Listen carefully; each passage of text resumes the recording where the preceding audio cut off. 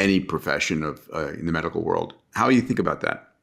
Well, I think it's the augmentation first, reduce errors, increase outcomes, and then eventually it's replacement, because Google had their AI medical expert study, which showed that it was doctor plus Google search, doctor plus AI, and then AI by itself. Yeah. But just with self-driving cars, you just got to get it out. I just want to touch on that because it was a really important article that came out. The physician by themselves was getting something like 80% of the cases correct. The centaur, the physician plus the AI, was getting like 87%. The numbers are approximate. And then the AI without the human bias, without the human biasing the output, the AI by itself was outdoing all of them at like the early 90%. Extraordinary. Well, again, it's what I said. It's better than any postgrad at the moment. But right now, I think it's about the empowering and the acceleration in terms of the integration. And you're way off the liability profile of replacement. I don't think you need replacement right now. What we need is less errors in something like medicine, right? And more upside. I think the doctor number by itself, Peter, was 70%. Because I remember Daniel Kraft saying when you go to the doctor, you get the wrong diagnosis about 30% of the time, right? Yeah. That's a staggering number of errors, by the way. That means out of four of us, 1.5 got the wrong diagnosis the last time we went to the doctor. I mean, we need to figure out who that was. That's really ridiculous. And so you need an AI to take over that whole field.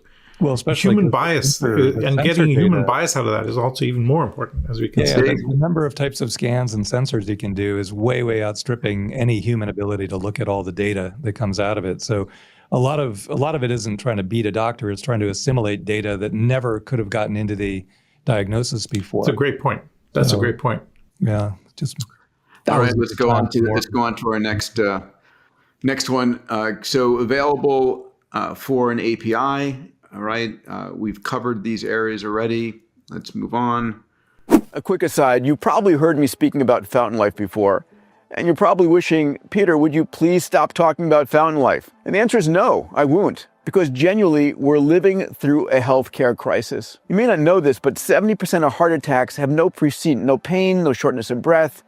And half of those people with a heart attack never wake up. You don't feel cancer until stage 3 or stage 4, until it's too late. But we have all the technology required to detect and prevent these diseases early at scale. That's why a group of us, including Tony Robbins, Bill Kapp, and Bob Hariri, founded Fountain Life, a one-stop center to help people understand what's going on inside their bodies before it's too late, and to gain access to the therapeutics to give them decades of extra health span. Learn more about what's going on inside your body from Fountain Life. Go to fountainlife.com/Peter and tell them Peter sent you. Okay, back to the episode. All right. I love this. Elon is a gamer, and so it's not unreasonable for him to be talking about using Grok to make games. Let's take a listen. Yeah. So the other thing, we talked a lot about, having Grok to make games, video games.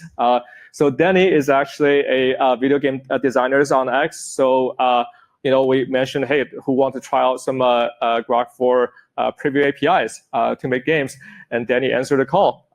So this was actually just made first-person shooting game in the span of 4 hours. So some of the unappreciated hardest problem of making video games is not necessarily encoding the core logic of the game, but actually go out, source all the assets, all the textures of files, and to create a visually appealing game.